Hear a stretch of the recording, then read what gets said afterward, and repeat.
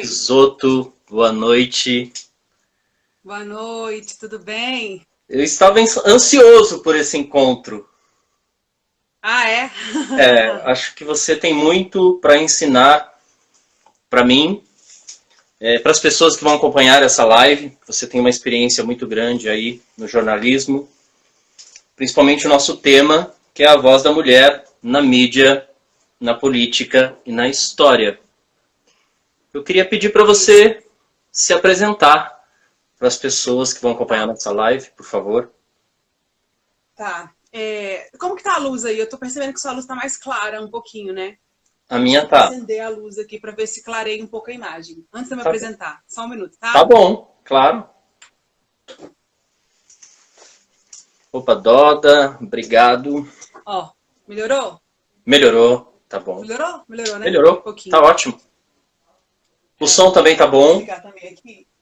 Peraí, que aí, aqui tá estourando a luz. Deixa eu só desligar o computador.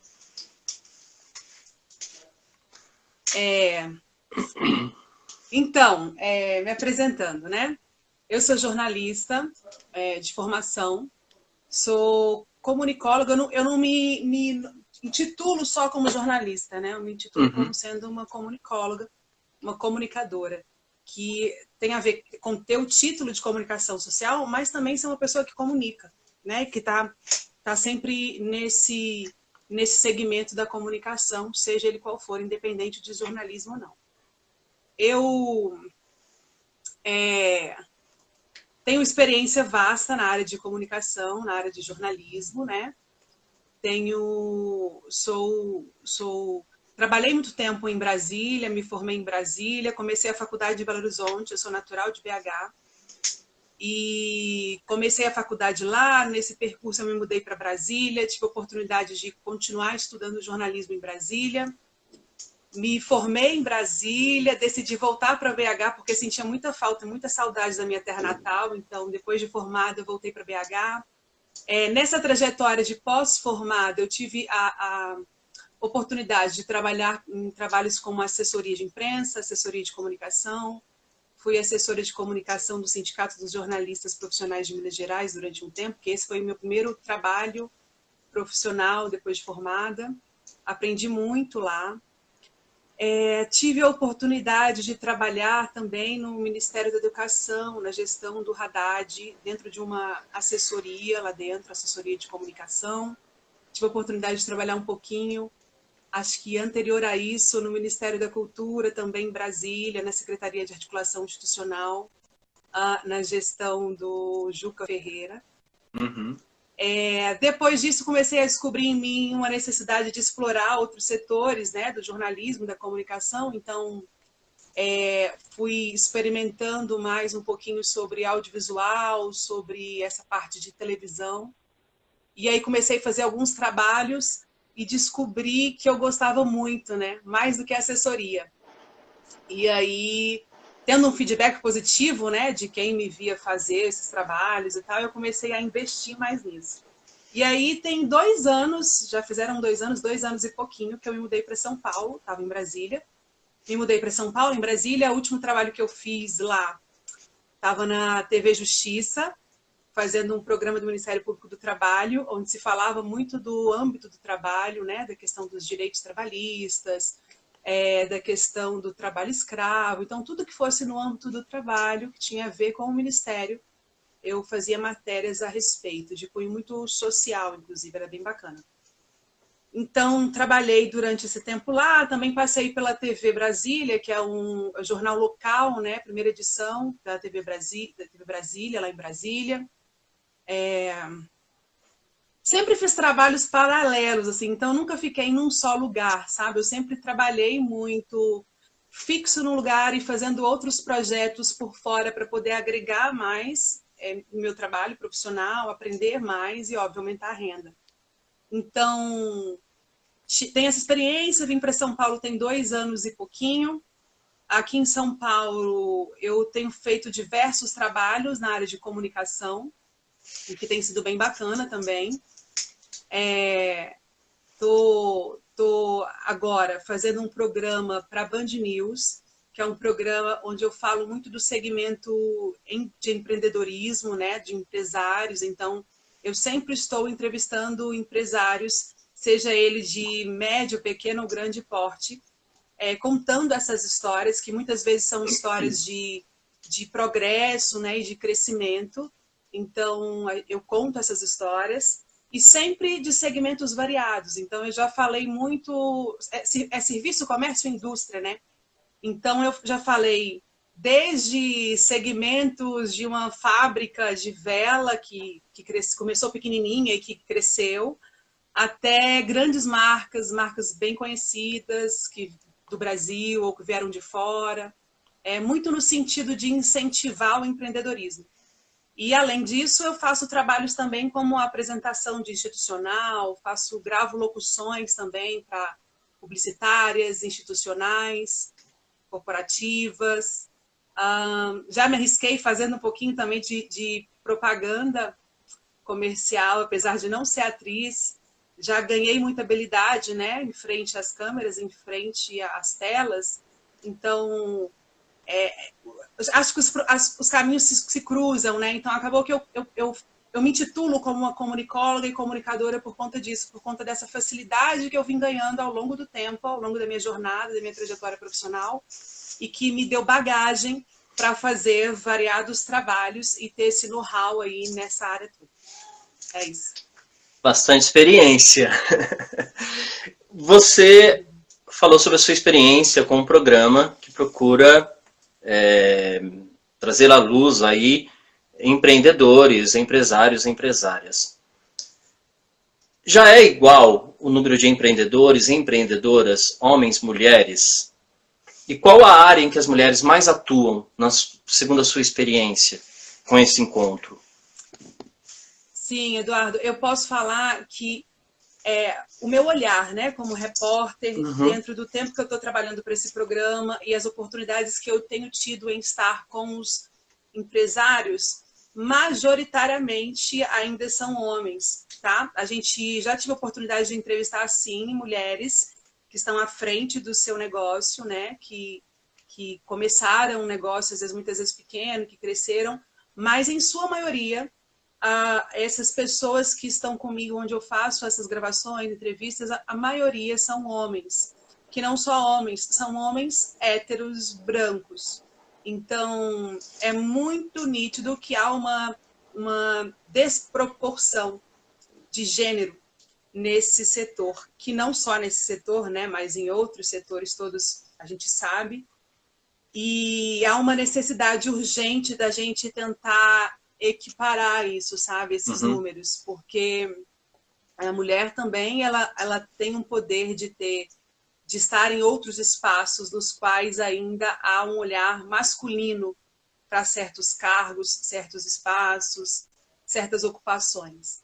Então, eu acho que ainda é muito desproporcional, a gente está muito longe ainda de ter uma proporção, né, de gênero em todos esses espaços, não só na mídia, não só na política, mas como gestoras de empresas, como pessoas que podem também gerar renda para o país, gerar emprego, etc. Então, a minha experiência, diante de tudo que eu já te contei, principalmente uma experiência como repórter, que está sempre entrevistando essas pessoas, esse perfil, eu percebo que ainda há uma desproporção, sabe? De representatividade também como mulheres empreendedoras. Mas que vai mudar. Eu espero muito. Eu sou um homem feminista 100%. Não tenha dúvidas disso. E até mesmo pelo meu posicionamento social, né? Como gay assumido socialmente, não teria outro olhar em relação à sociedade. Quando se trata da mulher empreendedora, da mulher empresária, segundo o seu olhar, quais são as áreas que elas mais ocupam? Porque, por exemplo, no bairro que eu moro, tem algumas pequenas empresas, e normalmente eu percebo assim, quando as mulheres são as representantes dessas pequenas empresas, das médias empresas, elas sempre atuam muito na área de alimentação, entende? Ou então na educação. Vestuário. Vestuário, né? Isso é uma ocorrência, de fato? Ou é uma impressão? Não, a experiência que eu tenho como repórter, né? E trabalhando tanto tempo já com isso, eu vejo, como te disse, a maioria homem. E as poucas mulheres que eu tive a oportunidade de entrevistar, me surpreenderam até, estavam em espaços e em organizações que são vistas como organizações onde um homem está à frente, não uma mulher. Então, por exemplo, teve um fato que foi muito curioso e que me chamou muita atenção e eu achei incrível. As empresas, geralmente, de logística, de distribuição de produtos e logística, né, que faz para o Brasil, de coisas específicas para a empresa, que tem tempo para chegar, etc., elas, majoritariamente, elas são geridas por homens. E eu tive a oportunidade de fazer uma entrevista com uma pessoa que, na verdade, a gente não espera, até a gente tem um pouquinho desse preconceito, né? Porque a gente, quando lê lá e olha, poxa, é uma mulher. Aí quando você vê que é uma mulher e que é uma mulher nova. Aí você já tem uma que falou, uau, isso me surpreendeu quando estive nessa posição de entrevistar uma pessoa gestora, dona, que começou do zero com essa empresa, ela adquiriu uma bagagem, uma experiência nesse setor, saiu de uma empresa e por questões pessoais, decidiu abrir a própria empresa no mesmo setor, que é um setor onde você vê mais homens trabalhando, não só na gestão, né, lá no topo da empresa, como dono daquela empresa, mas até os funcionários que vêm abaixo, né? Você vê muitos homens trabalhando na logística, que aí tem um carregador, aí tem o cara que vai ajudar na logística, aí tem o atendente, e em sua maioria são homens. Então, isso me surpreendeu. Então, no dia a dia do meu trabalho, eu sou ainda surpreendida por alguns momentos onde eu consigo enxergar mulheres ocupando espaços que são espaços ainda vistos como espaços masculinos, mas que existem. Como eu te disse, a minha percepção, Eduardo, é que ainda é muito desproporcional e que é possível se ter mais proporção nesse sentido.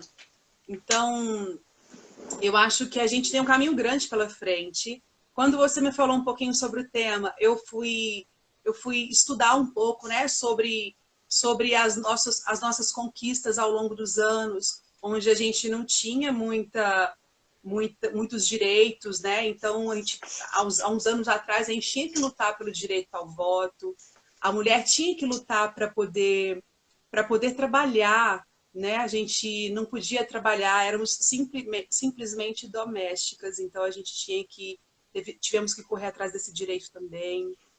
O dia 8 de março, ele está aí para poder enfatizar isso, ele foi criado muito por conta disso, né? Por conta de uma luta e por conta de uma manifestação feminina onde as mulheres foram em busca do direito delas. E ainda estão, por isso que inclusive a gente tem o Dia Internacional da Mulher, que é muito em função disso. Além de todas essas conquistas, eu até fiz uma breve anotação. A gente teve o direito a voto em 1897, que foram 21 anos de luta, né?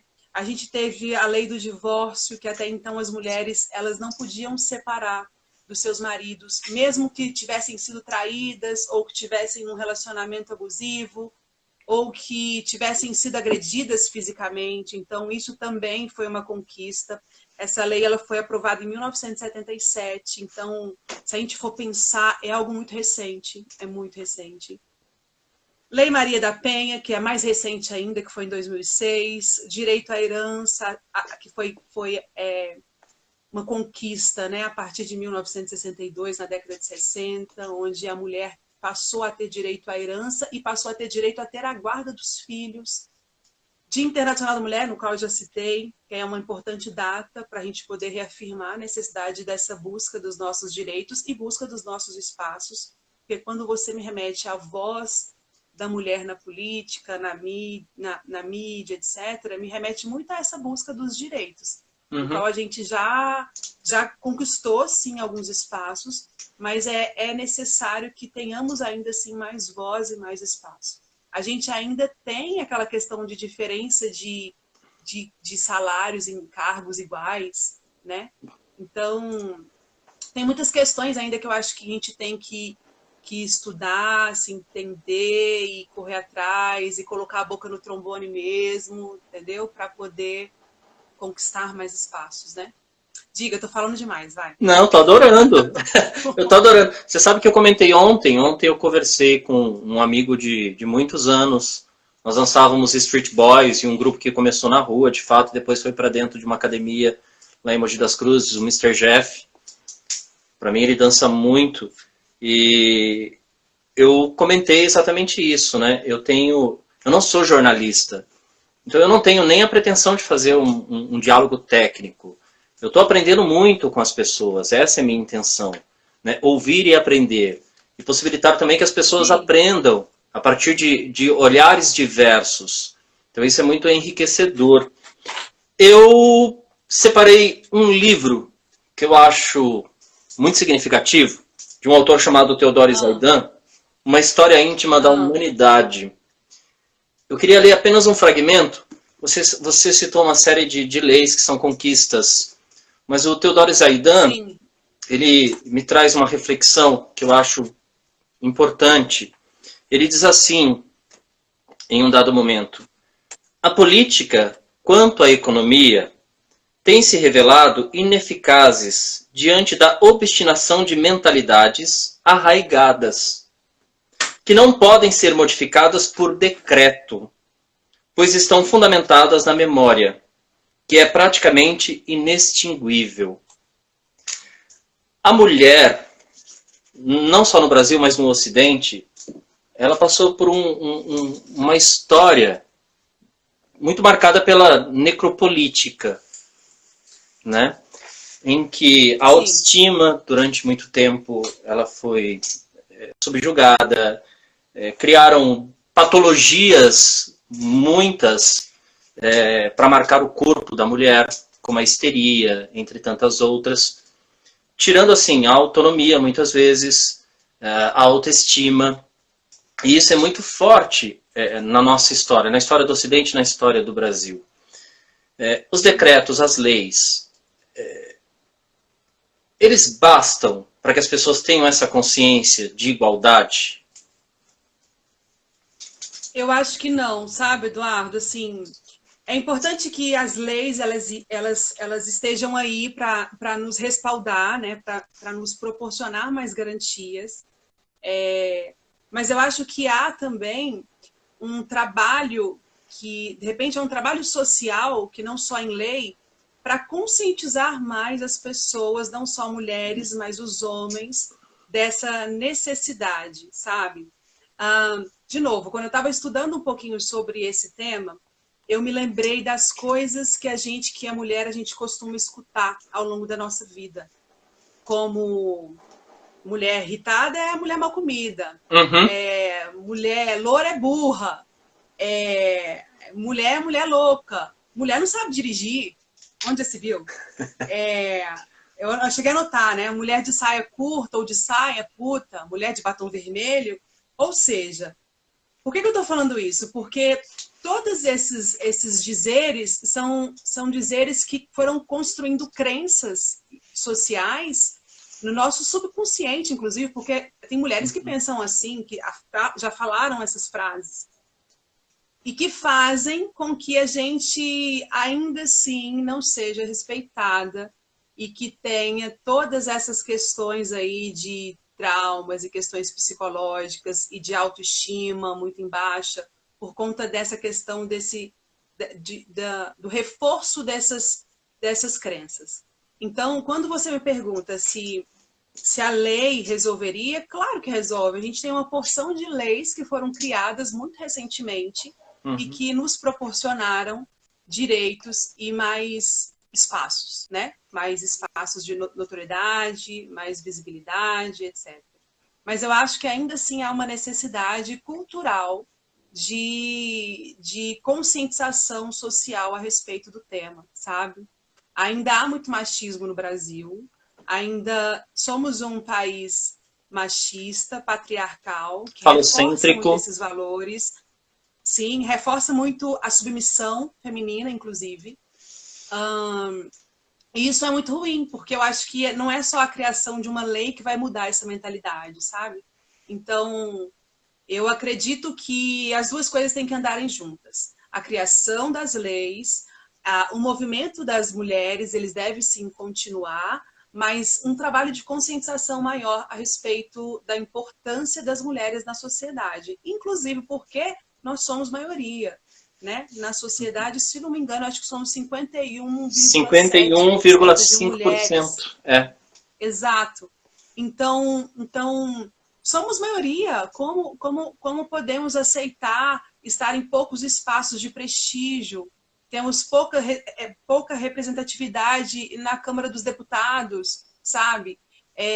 Ainda assim, somos poucas mulheres em espaços de poder dentro das empresas, gerindo seus próprios negócios, tendo seus próprios recursos, vou até além, podendo ter seus próprios recursos e ter direito e autonomia, autoridade em busca de crescimentos profissionais e etc. Então, eu acho que em suma, né, resumindo aqui a resposta, eu acho que é importante as duas coisas estarem em paralelo, sabe? E não só uma só, sabe? É importante que a gente tenha essa consciência e que mais mulheres ganhem voz para a gente poder tentar chegar num nível que consiga equiparar esses dois gêneros, né? Você sabe que eu trabalhei muitos anos como professor no curso de pedagogia.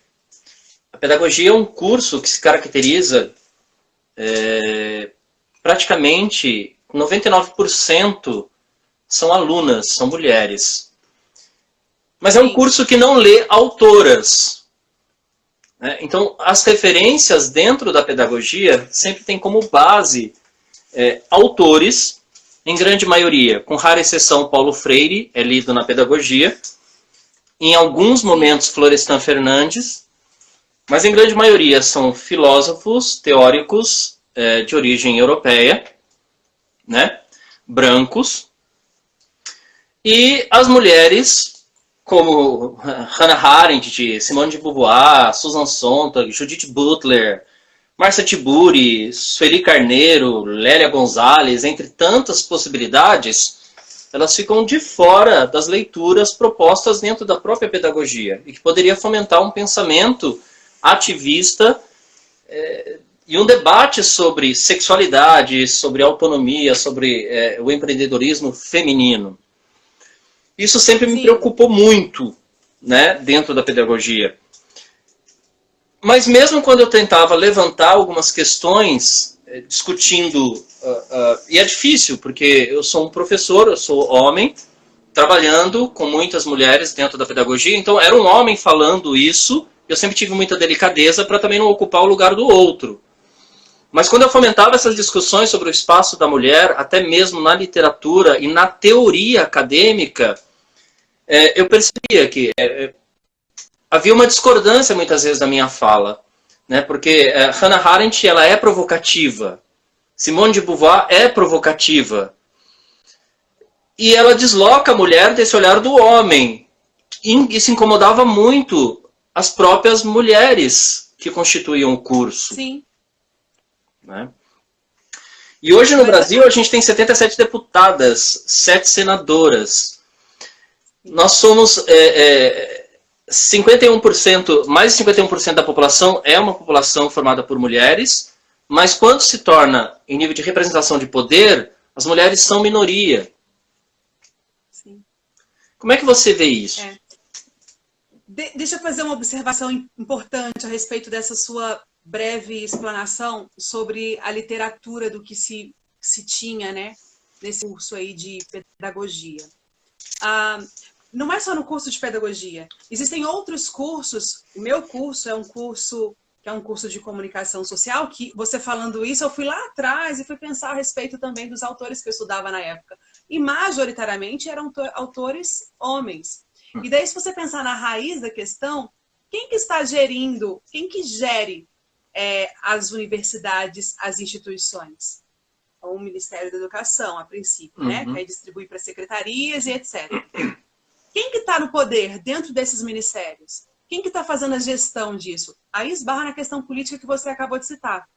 A gente precisa ocupar espaços de representatividade política para poder mudar toda a estrutura do sistema que nos faz, lá na ponta, acaba nos obrigando a estudar e ler livros de autores homens, que não valorizam autoras femininas. Ou, digo mais, tem mulheres, como você disse também, que acabam que discursam muito questões masculinas que não femininas. O que eu quero dizer com isso? Existem mulheres, hoje, inclusive, na política, que apenas reproduzem direitos que não são direitos pelos quais nós, mulheres, precisamos e estamos em busca. Então, o discurso dessas mulheres, minha opinião, eu acredito que ele é muito pautado por uma geração que foi educada a ser assim, machista também, porque existem mulheres machistas, a reproduzir isso. E essas pessoas tá tão forte, às vezes é tão enraizado na pessoa, que a pessoa não percebe que ela está tendo um discurso que vai contra ela mesma. Então, isso é muito sério. Voltando ao que eu disse, quando eu falei sobre a necessidade de existirem políticas públicas, existirem mulheres dentro da política e dentro desses espaços lá em Brasília, eu digo muito por isso. A gente precisa ter, sim, esses espaços, mas, em paralelo, trabalhar a importância da conscientização e da consciência para a ruptura de crenças culturais e que são muito vistas e consideradas e validadas no nosso dia a dia, né? Eu fico brava quando alguém fala perto de mim que a mulher não sabe dirigir ou que a mulher foi feita para cozinhar, a mulher é dona de casa. Oxe, a minha mulher vai dirigir um caminhão, vai passar a noite na estrada para poder entregar mercadoria, sei lá onde. Então, é importante que essas crenças elas sejam desconstruídas, né? Em prol da nossa evolução. Eu fico pensando, a gente é muito potente para muita coisa, a gente dá conta de gerir muita coisa ao mesmo tempo, que não só a gestão da nossa casa, mas as de filhos, profissional, às vezes os problemas da sociedade, o problema de uma vizinha, o problema da mãe, o problema da avó, a mulher está dando conta, sabe? Então, assim, eu acho que seria muito benéfico para a sociedade se a gente tivesse mais voz e mais espaços, e dentro de mais espaços de poder, porque somos muito habilidosas, e eu tenho certeza que a sociedade ganharia muito com isso, sabe? Inclusive por sermos maioria e termos total capacidade também disso, sabe? Enfim, respondi? Não sei se respondi. Claro. Caramba, não sei se respondi. Mas você sabe que, assim, há uma semana atrás eu conversei com uma estudante de engenharia, Domênica dos Santos, ativista feminista, e ela falou sobre o espaço da mulher na engenharia. E ela me disse algo que me tocou bastante. Ela disse assim: Edu, a engenharia é um espaço dominado por homens e homens brancos. Eu, como mulher, bolsista, negra, eu entrei num espaço que não era reconhecido como meu. Então, para estudar engenharia, ela está no último ano agora, além do esforço para todo o estudo, o esforço que ela tinha que desprender para os estudos, ela tinha um esforço emocional também para que esse espaço fosse reconhecido como dela. E isso é muito comum em relação às mulheres. Quando ela entra num território em que historicamente não foi concebido como dela, ela também sofre esse esforço emocional para lutar contra esse machismo, com essa cultura falocêntrica. E Sim. Tem um autor que eu gosto bastante, que é o Wilhelm Flusser, e ele fala que a imagem técnica é o conceito em cena. Então aquilo que se produz tecnicamente enquanto imagem, coloca conceito em cena. E aí a gente pode pensar no modo como a imagem da mulher ela foi construída ao longo do século XX por meio da imagem técnica, e inclusive na grande mídia, né? Como você já colocou, a dona de casa, a maternidade, com uma incumbência naturalizada para a mulher. E obrigatória. E obrigatória. e obrigatória, né? Ou a mulher, a gostosona, a objeto de desejo do homem. Objetificada, né? Objetada. Tudo isso construiu uma memória que reforça esse patriarcado machista. Por outro lado, a nossa cultura ela é basicamente construída em cima dos conceitos do cristianismo europeu, Sim. que também é patriarcal e falocêntrico.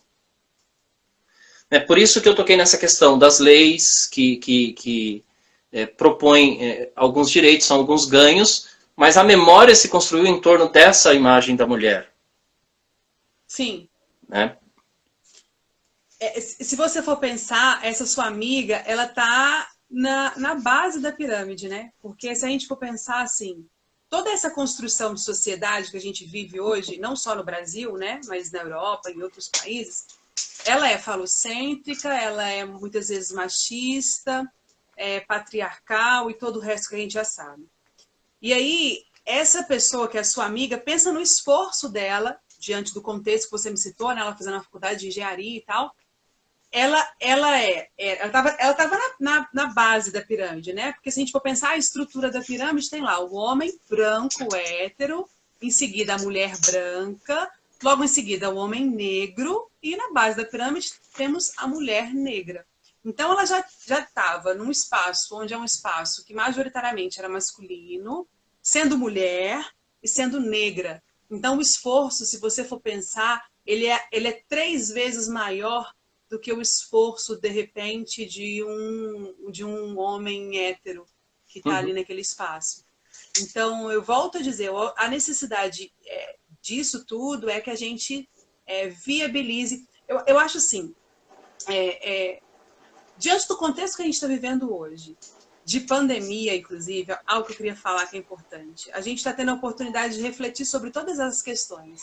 Que eu acho que esses 3 meses são 3 meses de puro aprendizado, porque nunca as pessoas leram tanto, assistiram tantos documentários e filmes e conversaram tanto sobre assuntos importantes e políticos que hoje tem chamado tanta atenção e estão sendo tão vistos como sendo um problema.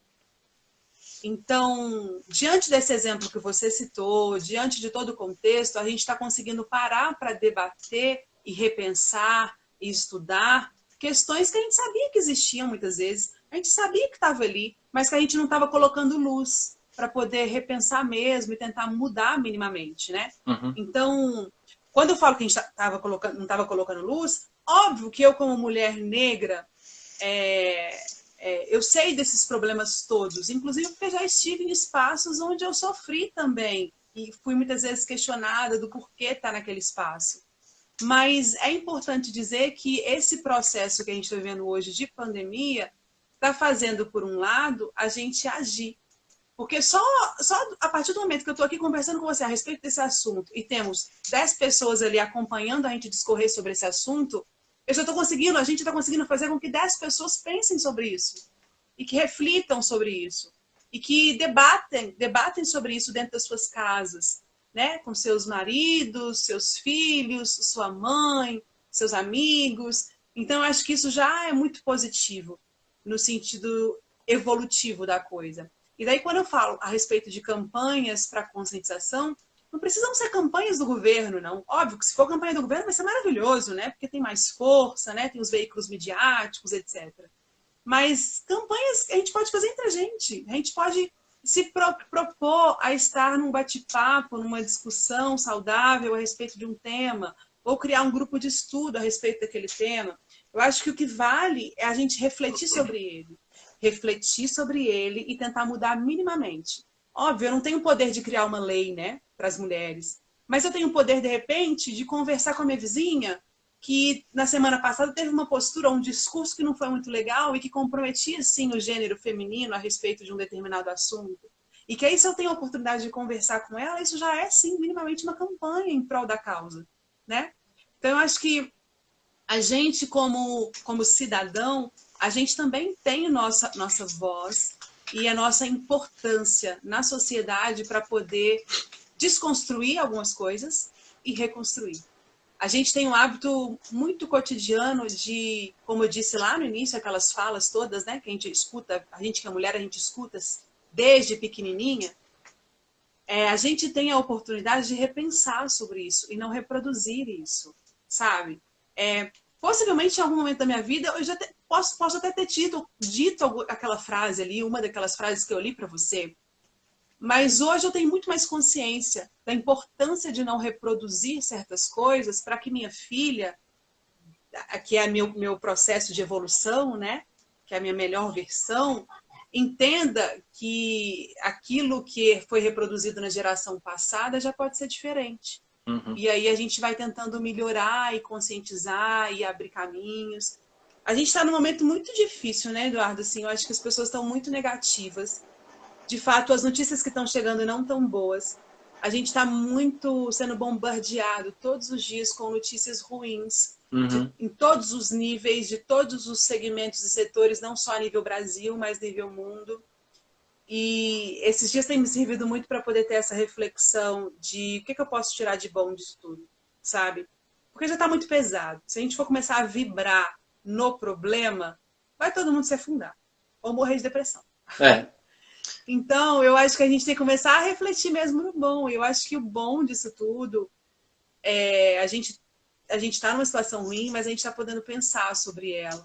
A gente está podendo falar sobre política. Até 20 anos atrás, gente, a gente não conversava sobre política. As pessoas não pensavam sobre política. As pessoas não conversavam, não acompanhavam um telejornal, né? Então, eu acho que as pessoas estão mais antenadas e mais atentas à necessidade da gente se informar, da gente se estudar sobre certos assuntos, entender como é que funciona essa questão da voz da mulher, né, na política, na mídia, como é que eu posso estar dentro disso, como é que eu posso me inteirar, como é que eu posso mudar isso, né, de alguma forma, mesmo sendo ainda uma cidadã comum ali, que nem trabalha na mídia ou que nem trabalha com política. Porque, inclusive, política não é só quem está lá, né? Somos cidadãos políticos. Enfim, falei demais, vai. Não, mas, mas eu estou adorando. Mas em nível de representação, ainda é bastante difícil, mesmo os partidos diversos, trazerem a mulher para a política.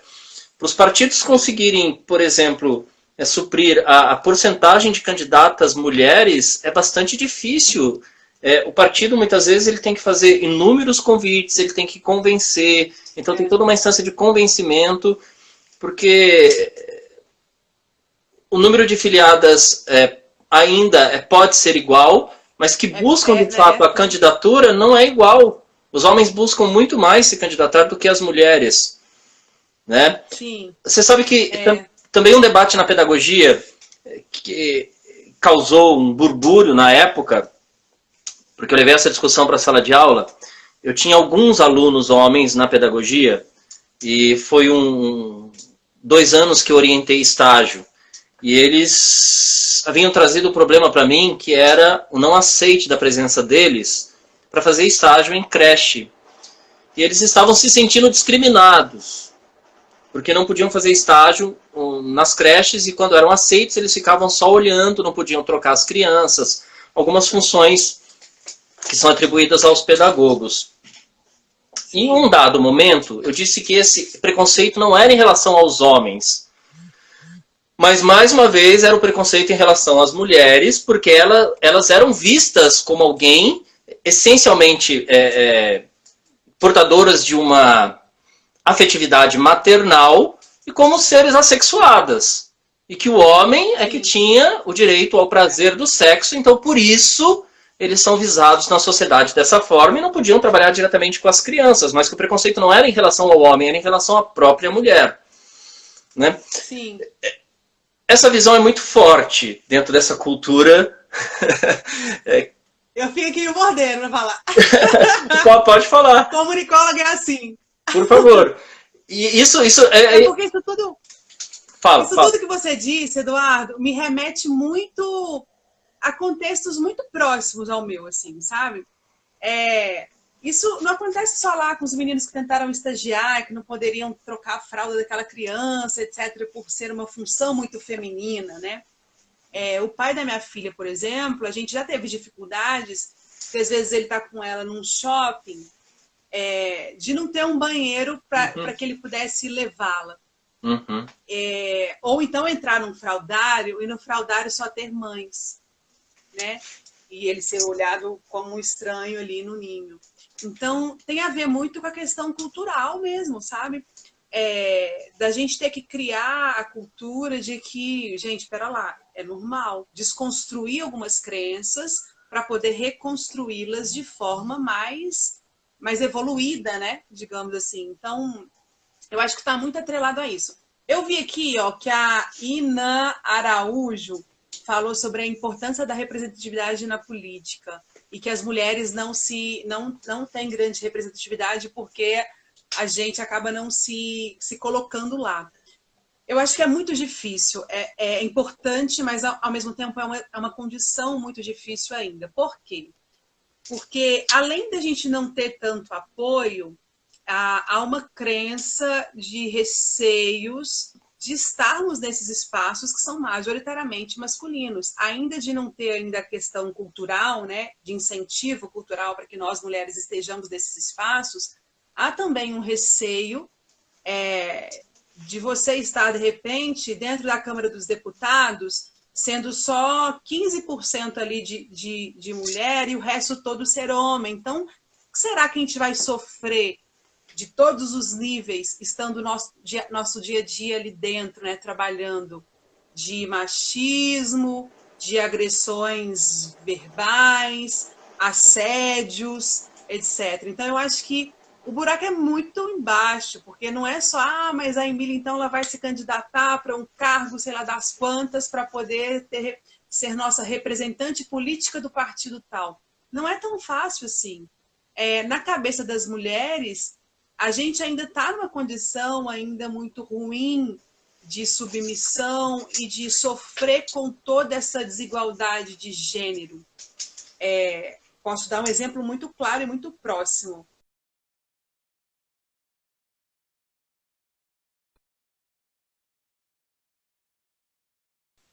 A Dilma, ela foi muito escorraçada, né, no final da candidatura dela.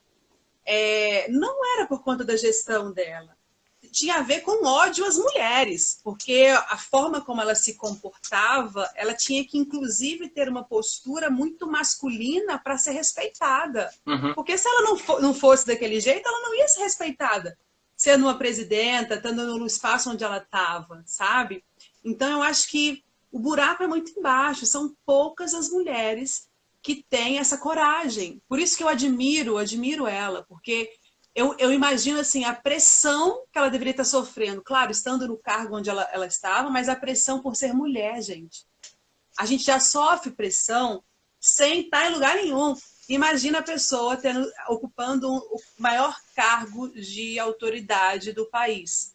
Então, na época, ela foi muito agredida, né? Muito violentada, no sentido de fizeram campanhas e fake news e muito horríveis a respeito dela, inclusive com apologia à questão sexual dela. E isso tem a ver com a cultura do machismo, com a questão do ódio das mulheres, de nós estarmos e querermos ocuparmos certos espaços onde os homens ainda não dão conta de ver a gente ocupando esses espaços. E o que eles fazem? Eles nos violentam, verbalmente, fisicamente, nos diminuem, nos ridicularizam.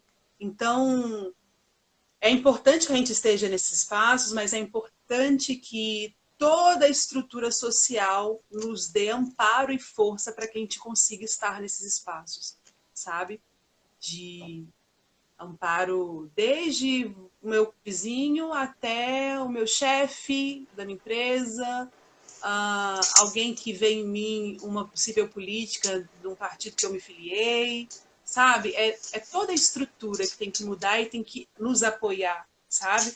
Por isso que é importante que você, como homem, gênero masculino, esteja falando sobre esse assunto, porque a gente precisa que essas vozes sejam levantadas também por pessoas que não estão no nosso lugar de fala, tá? Porque seria muito fácil se eu falasse com uma outra pessoa que também fosse mulher, mas é importante que você também discurse como se estivesse no meu lugar, para que as pessoas entendam da importância disso, que não é só a mulher que vai ganhar, vai ser toda uma sociedade, todo mundo vai se beneficiar, sabe, a respeito disso.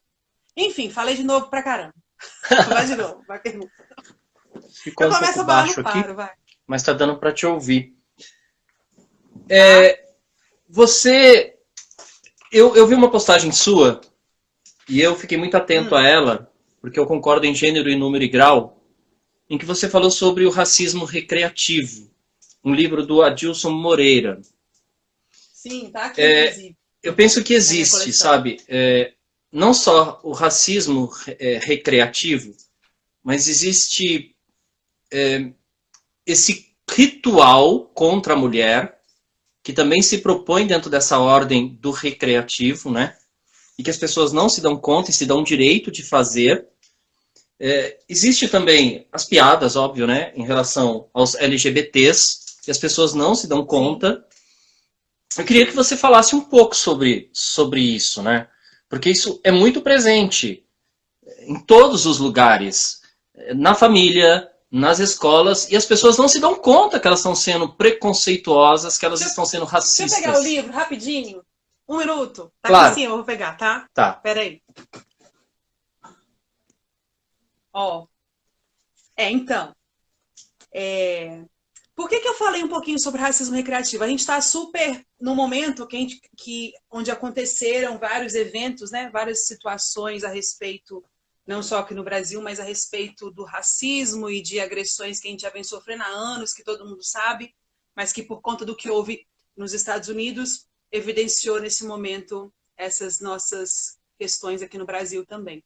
Então, esses últimos dias têm sido dias que eu tenho refletido muito a respeito desses assuntos, sobre racismo, sobre como ser antirracista, e eu confesso que eu estou com muita necessidade de escrever mais sobre, falar mais sobre.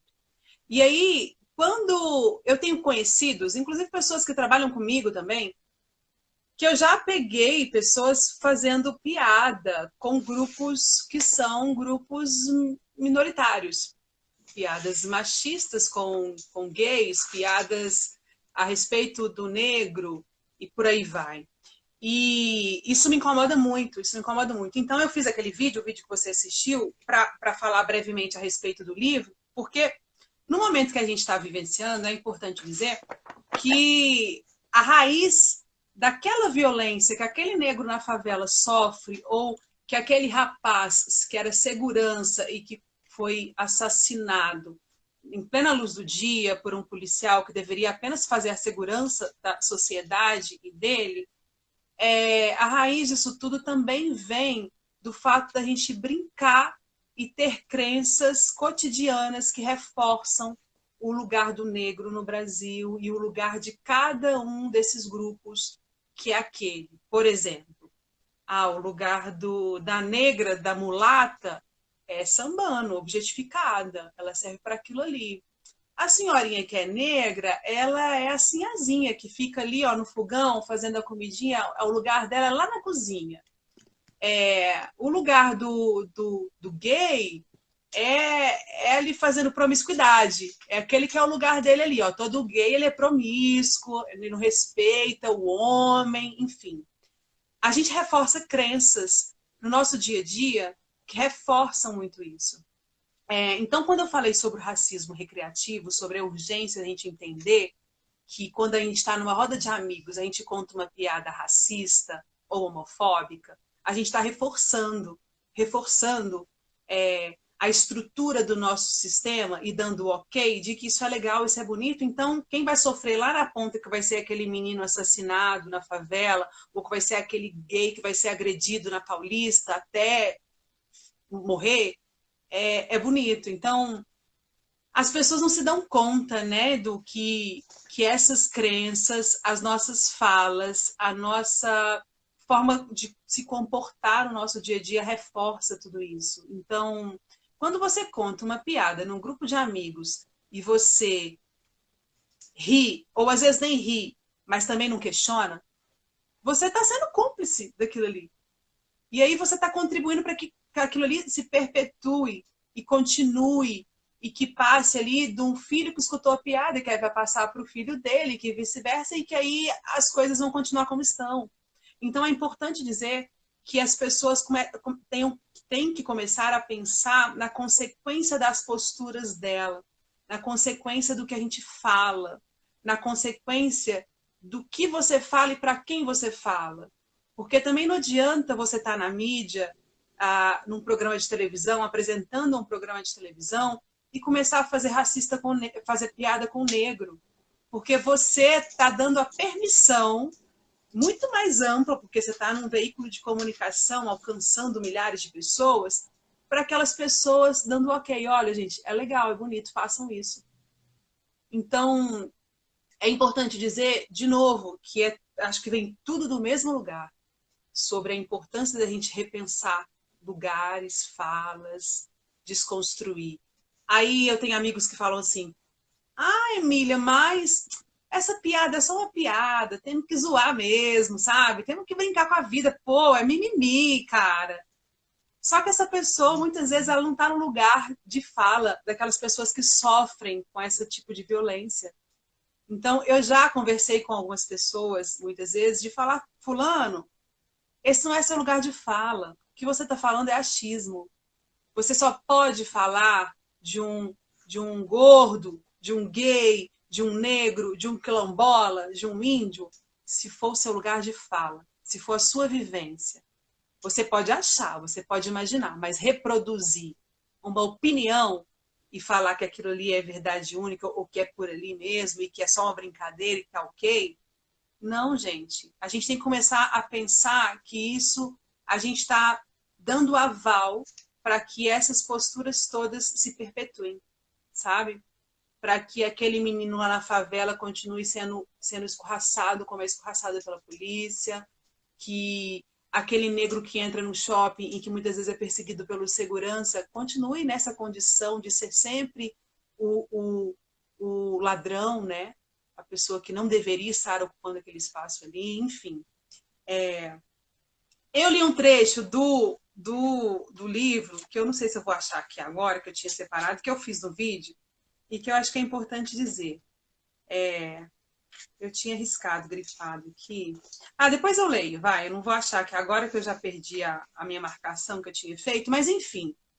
Só para resumir aqui a questão, esse livro aqui, ó, fazendo uma propaganda rápida, assim. Ele chama Racismo Recreativo, ele é do Adilson Moreira. Adilson Moreira que escreveu esse livro. É um livro que faz parte da coleção de Feminismos Plurais, que é uma coleção coordenada pela Djamila Ribeiro. E é uma coleção, acho que de 6 livros, se não me engano. E é um ótimo livro, porque ele é pequenininho, ele é livro de bolso, dá para você levar na bolsa, ler em qualquer lugar. Eu tenho o hábito de levar e reler trechos, e depois ler trechos picados e capítulos específicos. Então, são leituras rápidas, bem didáticas, e que são ensinamentos para o nosso dia a dia, que é importante, assim, a gente também, principalmente agora na pandemia, né? Quem tiver oportunidade aí, leia, e a gente pode conversar sobre o livro e tal, que é importante, sim, essas reflexões, tá? Deixa eu dar uma outra dica de livro. Claro. Ó, já que começou, tem esse livro aqui também da Angela Davis.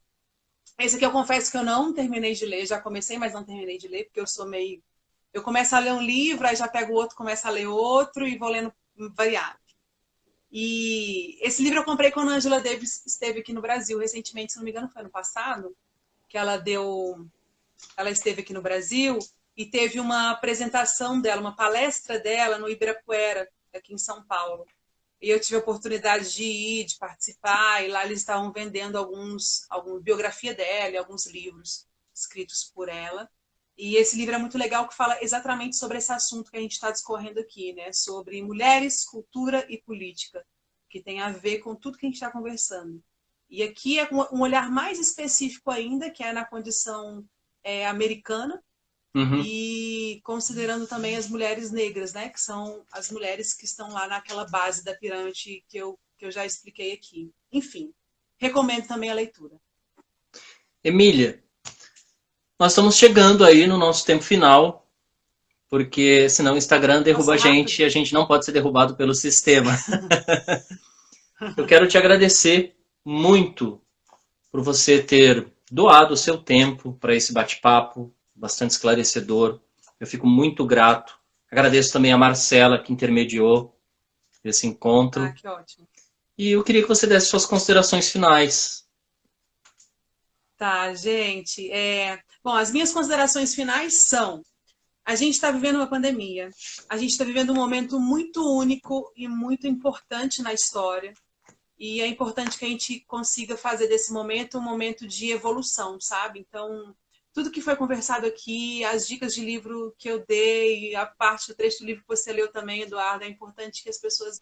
Oi, voltei.